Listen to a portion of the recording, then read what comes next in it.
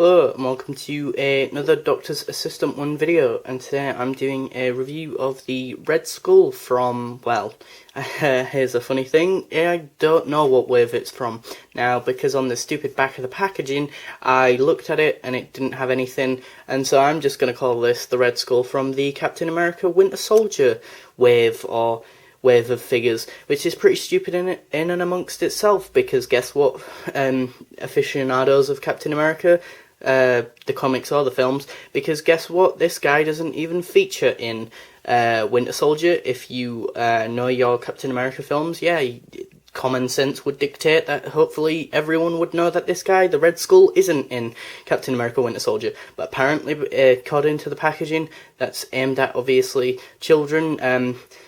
It is in the Winter Soldier, which is pretty stupid, and I say that it's aimed at kids because it is one of those figures which is Diddy, so it's kind of aimed at kids because of the size of it. It needs to be smaller so that they can actually play with it a lot more, and also it's smaller so that parents can buy it a lot easier because it's a lot cheaper to get. My mum bought it, this one and another figure for me, and this one is retailing for $3.99. In shops, or that's how much we got it for. And the reason why I say it again, it's for kids, is because it's one of, unfortunately, those figures that came with a dumb accessory, which basically, if you're a collector like myself, and if you put them on shelves like these, then it'll pretty much topple over because it'll be way too heavy, because it's got a load of plastic junk on its back, which basically I'm going to bin because it's stupid. Anyway, onto the figure itself, sculpt-wise, I think the coat is really badass. I think the coat is a positive, definitely. It's got this sort of shiny black at the top and more matte black at the bottom. You've got the sort of belt here with the Hydra sort of sign there, which is better done here than on the sides. On the sides it is red, and it is, you can only just about make out that it's the Hydra sign.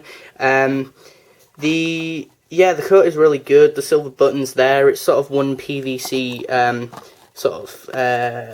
PVC piece at the bottom, and then one thing that really does bug me is the fact that both hands are sculpted in a way that could lend themselves to accessories, but they don't, because the people who made this figure are stupid.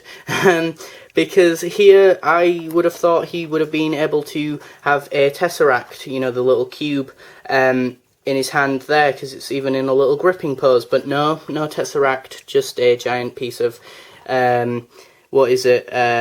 plastic crap that needs to be attached to his back, which is stupid, because now that means that there's just a gaping hole in his back, which is dumb. Then the other hand comes with a sort of sculpt where it looks like he could hold a pistol, but again, no pistol there. Onto a positive, his head sculpt is fantastic, considering how small and minute his head is. They've encapsulated a lot of detail, attention to detail, you know, a lot of creases beneath his nose and in between his nose and his mouth. A lot of sort of wrinkled, angry sort of wrinkles where his eyebrows would be, but obviously he doesn't have any. He also has nice sculpting where his ears are. It's not very easy to show you on camera. But then, just to really write home how annoying some of this figure is at points, there's a black spot right there, which you can't really see on camera, but there is definitely a black spot there on his head. So yeah, but yeah, I guess for the price, is it worth it? I guess if you're a fan of the Red Skull, you could get this one. Just doing a size comparison to the 10th Doctor, he is a little bit bigger than the 10th Doctor. The 10th Doctor is a little bit teeny tinier, a little bit. I mean, there you go, there's the size comparison. The 10th Doctor is a few inches smaller than the Red Skull. But articulation-wise, his hand or arm can go out at the side, the elbows, the hands can't do full 360 because, I don't know why, they just can't, because they're one separate piece. I think they're just there, there's like a glove there, which prevents them. In at the knee joint, the knee can go in. and do full 360 as well, but that's about it. Like the legs are kind of hindered because, or one of the legs is kind of hindered because of the coat. So articulation wise, it's pretty pants really. No waist articulation at all. Head can pivot up and down and do full 360 as well, so you can get a wide range of sort of head positions or head angles and whatnot, so you can make him look like he's looking up and that. But overall, I think it is a pretty poor figure.